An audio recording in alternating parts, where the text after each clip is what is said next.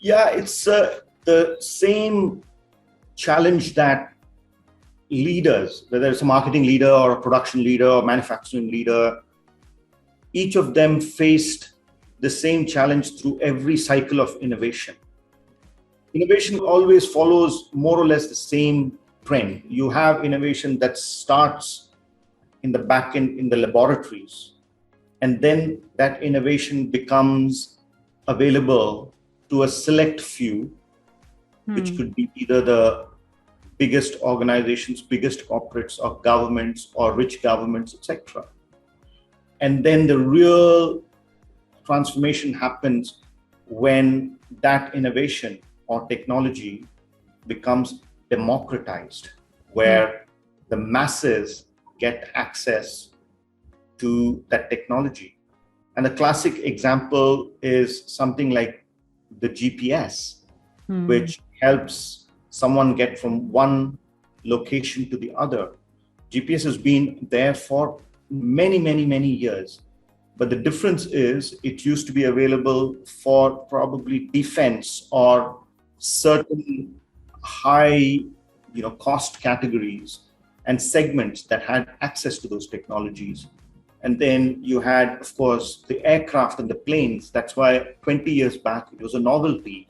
If you sat on a plane and then you saw where you were, it was such a novelty. Yeah. And then what happened? It came to that point where you have the convergence of technology and democratization.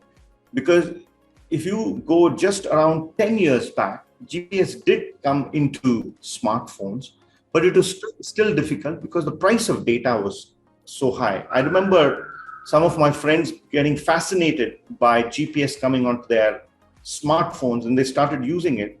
And then they got their telephone bills and their data cost got busted, right? They had one of my friends had $1,000 telephone bill because he used the GPS. So the real transformation happens when an ecosystem evolves, not just about the technology being available to many, but also various other things coming alongside, which makes it affordable because the price of data started falling as well, right? Today, you have almost limitless network capabilities that are available. It's not a novelty to get, good fat bandwidth anywhere you go. So what I'm trying to say is that on the one side is a blessing. You have so much of technology, whether it is big data or whether it is more intuitive content that can flow, especially for a marketer, moving from print to text-based advertising to visuals to audio visuals to AI-infused AV and video content with higher resolutions, etc. It's a great blessing. But the problem is when things become democratized, how do you differentiate yourself? Because everyone has access to the same thing. Yeah. So to answer your question, for a marketer, how are they going to, for example, get access and make a difference? It's not about you having access to, within quote, AI or big data. The reason the most successful brands have been able to create a mark for themselves is because they know how to drive innovation in the completeness of using of those technologies. And what happens is in everything you have the leaders, the followers, the laggards, etc. The difference between the leaders and the laggards is the leaders will know how to invest in the necessary skills and the depth to make technology drive outcomes, while among the laggards or those that do not have the depth of skills, they might actually have access to cheap technology and think they are deploying technology, but not know how to drive outcomes. And the classic example is CRM. Customer relationship management, CRM, is probably the most familiar use case for marketers. Everyone thinks about a CRM these days. Some time back, CRM used to be deployed only by large organizations.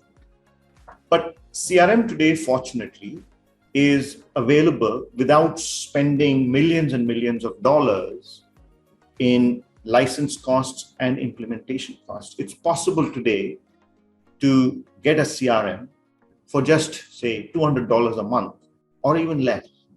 Now, does it mean those organizations, everyone who's spending $200 are really getting those productivity gains, are really able to find more customers? Not really. You still have a lot of these smaller customers who are buying CRM just like how they buy Spotify or Dropbox, and they think they are automating. But the skills and the domain expertise is not there to combine it. And this is the risk. You might have small organizations without knowing, subscribing to many SaaS-based offerings. And then they don't even know they're actually paying 200 here, 50 there, paying so much for the AWS, so much for their mail server, etc. Actually spending maybe $500 to $1,000 per month and not know it. Yeah. So that's the dilemma about leaders and laggards of tech adoption. Is you cannot oversimplify tech adoption. The leaders are those who can combine the tech to drive outcomes, whether it is the outcome of better client acquisition, driving profitability. And so that's going to be the challenge about how, but having said that, never has so much been available to so many, whether it comes to knowledge or access to so much. So it's whoever digs down and builds those competencies, builds those skills, combines skills with process, with tech, I think they will be the winners.